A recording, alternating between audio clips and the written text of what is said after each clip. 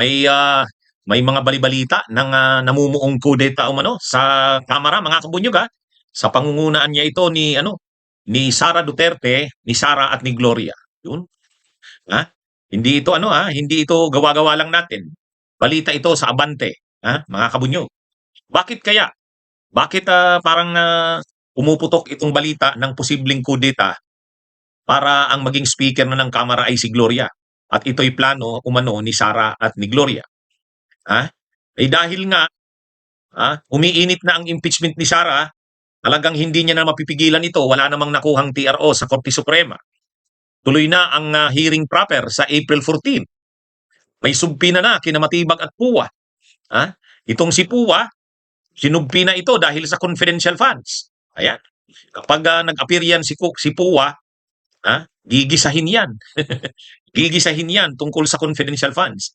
Si Matibag naman, sinubpi na dahil tungkol doon sa mga marami kasing nakuhang ebidensya ang NBI, gustong malaman ng Justice Committee yung tungkol sa pagbabanta ni Sara na ipapatay si PBBM, si Lisa Araneta at saka si dating Speaker Martin Romualdez. O dito, maraming mabubunyag dito sa pagdinig na ito pag nag-appear si Matibag. Kaya mukhang nakikita na ng kampo ni Sara, kailangang mapigilan. At ngayon, pumuputok ang balita, may nilulutong kudeta sa Kamara sila Sara at Gloria. Yung subpina ng Justice Committee sa NBI kay attorney o kay Director Melvin Matibag, nilabas na yung subpina. Itong subpinang ito ay napaka-importante. Napaka-importante nito kasi ang subpina sa NBI tungkol doon sa inamin mismo ni Sara Duterte na siya'y nagplano ng asasinasyon. Mayroon na siyang kinuhang assassin o papatay umano sa presidente, sa First Lady at kay dating Speaker Martin Romualdez. Ngayon, mga kabunyog, yung bagay na yan ay inimbestigahan mismo ng NBI. Pinalalim ng NBI kung ito yung bantak ba na yan ni Sara ay joke lang, magbibiro lang o talagang mayroong katotohanan niya. Lumalabas sa investigasyon ng NBI, hindi simpleng biro 'yon. Marami daw na natuklasan ang NBI na mga ebidensya na seryoso yung sinabi na yan ni Sara. Malamang nalaman ng NBI na may kinausap nga si Sara at malamang o malaki ang posibilidad nakuha itong impormasyong ito ng NBI. At sinubpi na si Attorney Melvin Matibag sa April 14 para dalhin niya yung mga recordings. Yung mga recordings o yung mga findings, yung mga nalaman ng NBI sa investigasyon nito. Kasi nagsagawa nga ng investigasyon ng NBI. Kasi hindi naman siyempre simpleng biro yun. Kahit ang sinasabi ng kampo ni Sara ay biro lang daw yun, hindi. Actually, nung sinabi yun ni Sara, galit na galit talaga siya. Sinabi niya yun, naka-live stream. Kasi tinatanong siya ng kanyang mga supporters kung ano bang plano ni Sara kung may mangyari sa kanya, halimbawa lang. Sabi ni Sara, pinagyayabang niya doon sa mga supporters ng Duterte. Mayroon silang live stream na Zoom noon. Pinagmalaki niya, wag daw mag-alala kasi siya daw, nakaplano na yan. May kinausap na daw siyang assassin na papatay kay Pangulong Marcos at kay First Lady Lisa Araneta at kay dating Speaker Martin Romualdez. Seryoso daw yan. Ngayon, yung seryoso na yan na banta ay inimbestigahan ng NBI. At marami daw nakuhang mga nakumpirma ang NBI. Ngayon, yung mga nakumpirma, yung mga resulta na yan ng investigasyon ng NBI, sinubpi na ngayon ng Justice Committee. Yung mga recordings ng NBI, yung mga findings ng NBI, tungkol dyan sa banta na yan, anong natuklasan nila, kasi mabibigat daw yung mga ebidensyang nakuha ng NBI sa investigasyon nila. Ipipresent ito sa hearing sa April 14. Kaya sinubpi na si Attorney Melvin Matibag para dalhin yung mga anumang records ng NBI, anumang findings ng NBI tungkol dyan sa pagbabanta na yan ni Sara Duterte na ipapapatay ang Pangulo, ang First Lady at si dating Speaker Martin Romualdez. Kaya seryoso to mga kabunyog. Actually, sabi nga ng mga kongresista, kahit pa hindi na lang tingnan yung issue ng confidential funds, kahit na wag nang tingnan yung iba pang mga issue, ito na lang, yung pagbabanta sa buhay ng Pangulo, para sa maraming kongresista, sapat na ito bilang probable cause para ituloy ang impeachment ni Sara. Kaya ito mga kabunyog, sinubpi na si Attorney Melvin Matibag at sa subpoena kay Attorney Melvin Matibag, nakalagay doon, dalhin niya yung kanyang mga findings, yung mga dokumento, recordings, lahat. At siya mismo ay sinusubpoena rin, subpoena ad testificandum. Kasi tatanungin siya doon sa mga findings ng NBI. Dahil dyan, nakikita na ngayon ng kampo ni Sara na hindi naman nila napigilan yung camera. Mukhang nagpa-plan B na sila na palitan ng speaker. Kasi hindi nila makontrol ang camera eh. Ah, So yan mga kabunyog. Ito seryoso itong seryosong bagay ito. Itong tungkol diyan sa pagbabanta ni Sara. Nung nasukol na kasi si Sara, ang palusot niya, joke lang naman daw 'yun. Ano ba naman 'yan? Actually, yan yung sinasabi ni yan yung sinasabi ni Congressman Bong Suntay, yung bastos na kongresista. Ngayon tahimik na 'yon kasi grabing negative na backlash sa kanya. Actually, yan yung sinasabi niya. Hindi naman yan niya yan. Yang bantaan niya na yan ni VP Sara, hindi naman dapat siniseryoso yan. Kumbaga, sabihin mo pang naglalaro sa isip niya yon na ipapatay ang Pangulo. Pero hanggat wala namang aksyon, hanggat wala namang ginagawa na aktwal tungkol sa plano na yan, wala namang kaso yan. In-example niya pa yung halimbawa daw si Ann Cortez, nakita niya daw sa Shangri-La, ang ganda pala, pinagnasaan niya, hanggang pagnanasa lang naman yun, hanggat wala naman siyang ginagawa na aksyon, hindi naman siya pwedeng makasuhan tungkol doon. Yun, di ba? Ganun yung paliwanag nila. Kaya yung sinasabi daw ni Sara na parang gusto niyang pugutan ng ulo ang Pangulo, yun ang gusto niya. Pero hindi niya naman yun, wala namang kaso kung yun lang naman ang desire niya o yung gusto niyang mangyari. Ganun ang depensa ng kampo ni Sara doon. Kaya lang, sabi ng NBI, hindi, may nakita talaga silang mga ebidensya, may nakuha silang mga ebidensya na talagang may ginawa si Sara. Mukhang may mga kinausap at naimbestigahan yan ng NBI. Yan ang ipipresent sa hearing sa April 14. So mabigat itong tungkol kay Matibag. Ha? Mabigat itong subpoena kay Matibag sa April 14. Mga kabunyog, abangan natin to. Marami tayong malalaman na hindi pa natin alam nung Kasi nung dati, pa lang yan, wala pang investigasyon yung NBI niyan. Alam natin yung sinabi ni Sara kasi napanood natin yung video. Alam natin yung pagbabanta niya, yung sabi niyang may kinuha na siyang assassin. Alam natin yun. Pero nagsagawa nga ng dagdag na investigasyon ang NBI at maraming nakuhang mga ebidensya. Yan ang ipipresent yan sa April 14. Kaya medyo natataranta na ang kampo ni Sara ngayon. Diyan pa lang sa ibubunyag ni Matibag na mga nakuhang ebidensya at mga testigo ng NBI, mukhang problemado na talaga si Sara. Problemado na. Kaya talagang pinipilit nila sanang makakuha ng TRO eh. Mapigilan itong hearing sa April 14. Kasi mahuhubaran talaga si Sara eh. Hindi lang sa korupsyon. Kahit yung tungkol sa pagbabanta niya na yan. Sa buhay ng Pangulo. Yung sinasabing joke only lang yon, biro lang, hindi. Mayroon daw mga testigo eh. Mayroong mga ebidensya. Ngayon, ang isa pa mga kabunyog na sinubpina, si Attorney Michael Puwa. Sinubpina rin. Nabasa ko yung subpina kay Michael Puwa eh. Sino ba si Michael Puwa? Si Michael Puwa ay dating Chief of Staff ni Sara Duterte. Dating Chief of Staff, dati siyang tagapagsalita ng ni VP Sara, itong si Puwa. Ngayon, bakit sinubpina si Puwa? Sinubpina ito, Michael Puwa. Yan, ito, nabasa ko. Subpina ad testificandum. You are hereby directed to appear before the Commission on Justice, the Committee on Justice on April 14, 2026, 10 a.m. To testify on matters relevant to your tenure as Chief of Staff of the Secretary of the Department of Education from 2022 to 2023, relating to the use and liquidation of confidential funds by the said department, and to submit the following documents. Document, Department of Education submissions to the Commission on Audit. Purpose, for the committee to be apprised of the documents submitted to the Commission on Audit relevant to the use and liquidation of confidential funds by the Department of Education. Yan mga kabunyog ha. Kaya itong si Michael Puwa, Chief of Staff ni Sara sa Department of Education 2022 to 2023. Ngayon, itong si Puwa ay sinubpina para dalhin yung mga dokumento na sinubmit nila sa Commission on Audit tungkol sa liquidation ng confidential funds ng DepEd. Actually dyan, isang malaking intriga dyan sa DepEd, alam nyo kung alin?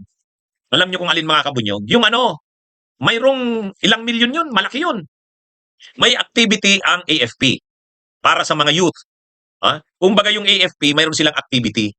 Alam nyo ba yon yung kwento na yon? Yung AFP may activity para sa youth. Malaking pagtitipon. Siyempre malaking nagastos. Malaking event. Ngayon, ang ginawa, ang ginawa ng DepEd, pinalabas nila na yung confidential funds ni Sara ang ginastos doon. Kaya sa liquidation ng confidential funds ni Sara, yung attendance doon sa activity ng youth na inisponsoro ng AFP, yung mga liquidation doon, yung mga resibo, ginamit, linagay sa confidential funds para maliquidate. Kunwari, nagamit doon sa activity na yon o sa event ng youth ng AF, na inisponsoro ng AFP, yung confidential funds ni Sara. Ay yun naman pala, hindi. Parang, pinalabas lang na yung event na yon, ginastusan galing sa confidential funds ni Sara. 15 million. Tama si Leader Uyala. Leadership Summit ng youth. Oh, doon pa lang makita mo na yung makita mo na ngayon doon pa lang yung corruption, yung katiwalian.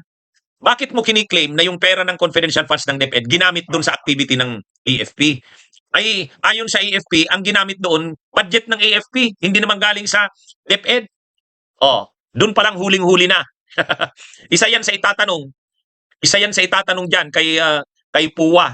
Kasi siya yung chief of staff ni Sara ng DepEd ng 2022 to 2023 at siya pa yung tagapagsalita. Marami pang ipapaliwanag yung mga safe house na ang mahal-mahal, nirentahan galing sa confidential funds, ang mahal-mahal. Ipapaliwanag yan. Tuloy, marami ditong pag itong si Puwa umattend, ewan ko, baka tulad din siya nila Sulayca Lopez at kihin na naman. Pag tinatanong na, biglang mag-high blood, dadalhin na naman sa veterans. Di ba? Ganun yung nangyari diyan sa mga tao ni Sara eh. Pag nakasalang na, nag-high blood na, nagpapalpitate na, tapos chinecheck up na ng doktor, aalisin na muna. 'Di ba? Sila Sulayca Lopez, yung sa Paharda, Acosta. Oh. Kaya yan mga kabunyog, mga kababayan. Pero ang tanong muna, pa-attend kaya si Puwa? O yun ang tanong. A-attend kaya? Nung una, ang sabi ni Puwa, hindi daw niya aatrasan. Pag nakatanggap daw siya ng subpina, aanuhin niya daw yan. Tatanggapin niya daw yan. Yun ang sabi ni Puwa. Pero ngayon kasi, ang stand ng kampo ni Sara, hindi nila kinikilala yung Justice Committee. Sa tingin ang nila, walang due process, unconstitutional daw yung Justice Committee hearing na yan. Kaya ewan natin kung a-attend pa yan si Puwa. Pero pag hindi siya umattend, may nakalagay dun sa baba eh. May nakalagay dito sa binasa ko yung subpina kay Puwa eh.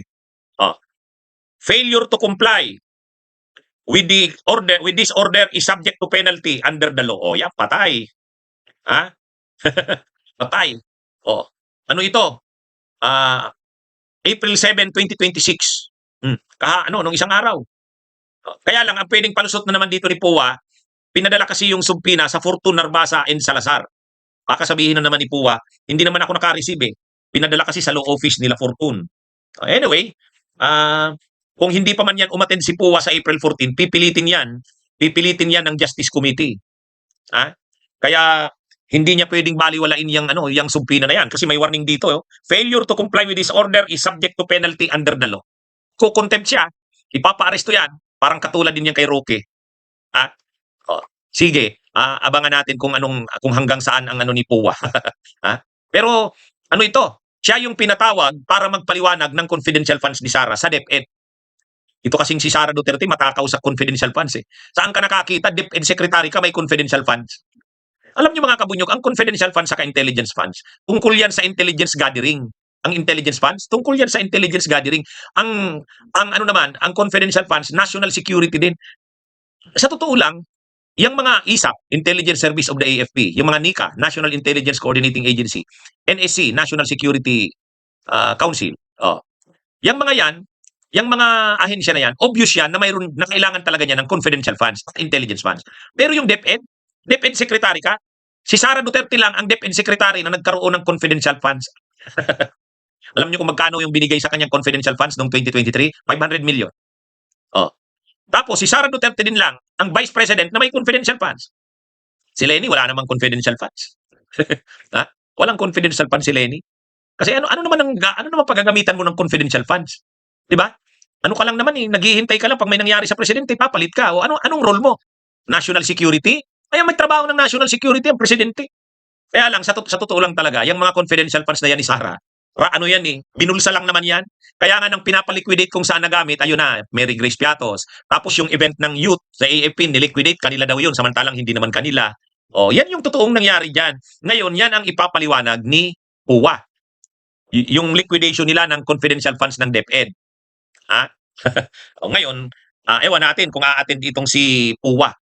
So ngayon, may mga balibalita ngayon, ang isa yata sa plano nila Sara, mapalitan si Speaker Budgie D. Magkukudeta daw sa Kamara eh. Oh, yan yung nabalibalita ngayon.